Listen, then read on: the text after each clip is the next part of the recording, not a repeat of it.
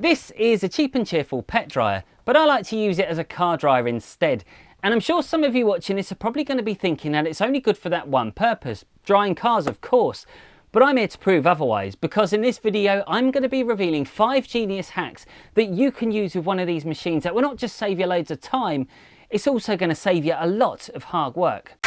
Hack number 1, blowing out all the dirt from inside the car. Whether you're doing a full valet or just an interior valet, it's always a great idea to empty the car first because you really want to start with a blank canvas. And once you get your car completely empty, and we're talking about removing the mats from inside the vehicle and in the boot as well, you can get your pet dryer, or car dryer in this case, and give it a good blowout from either the front to the back or the left to the right. Now you're not going to be able to get every single piece of dirt out. It doesn't work like that because you've got a center console as well, so you are going to still sort of be blowing bits from one side to the other, but that doesn't matter because you're going to be reducing that dirt by at least 50%. Hack number 2, using a car dryer to clean your mats. It does work, trust me. Now think about this for one moment. If you've got fabric mats and you've got loads of grit and dirt and rocks on it, most people would normally say get out a drill brush, but the problem with that is as soon as you start drilling a mat that is already like that, what you're going to find is it's going to start spinning up, it's going to flick bits of grit, dirt, rocks all up in your face, you get loads of dust in your eyes as well, and it's not very pleasant. At least this way, if you blast the mats first,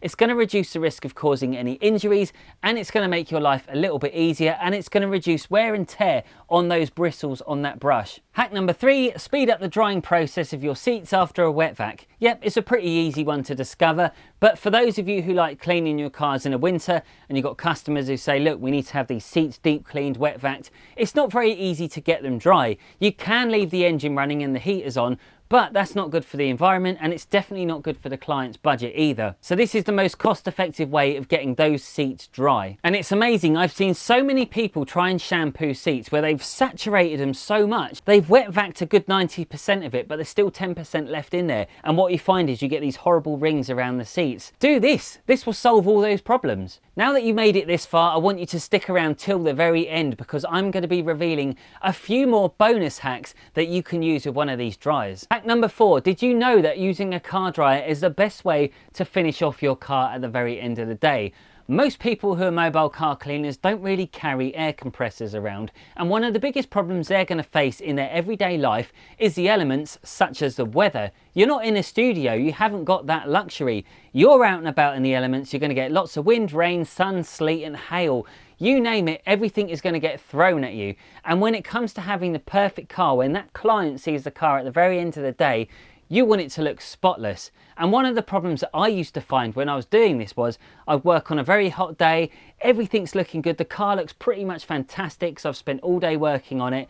And then right at the end when the client comes over, a huge gust of wind goes whoosh all over the car, it's covered in dust, and they look at you as if it's your fault. So the car dryer really does do a good job of assisting in getting rid of all that dust, and it does give you a nice finish at the very end. It's just nice to have a car that doesn't look like it's been covered in dust. Not everybody understands that that's what happens when you're outside in the elements.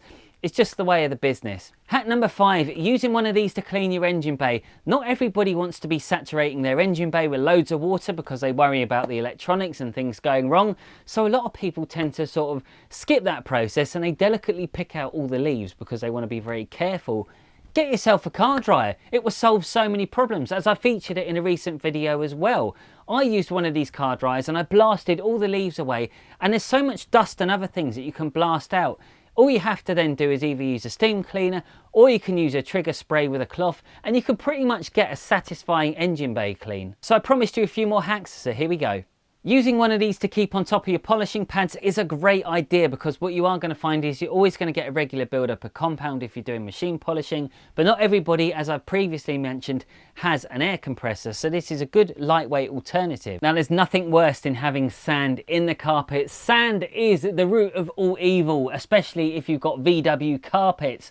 Use one of these, blast out as much as possible, but keep the vacuum cleaner quite close by, because the last thing you want to do is be blasting all the sand and having it blow everywhere else. It's one thing using one of these to blow some of the debris out of inside the car, but when it comes to sand, you've got to be very careful. So keep the nozzle from the hoover and the dryer together very close. As you blast it out, it will get sucked up into the hoover and it will speed up the process by a massive amount of time. The next hack is a great one, and it's looking after your wheel brushes. Now let's be honest, wheel brushes are not the cheapest thing you can buy, but they are something you are going to have to regularly replace unless you go for the very expensive ones. So maintaining them is pretty critical. So at the end of every job, I like to rinse the brushes out and then give them a quick dry afterwards, but I don't hold the dryer too close. I want these to last as long as possible. As long as they get a nice light dry, I'll be happy. If you hold it that close, you're going to start pulling away some of the fibres, you're going to weaken the structure of it, and it's not going to last as long either. So there you have it guys, thank you very much for watching, and as always, I'll see you very soon.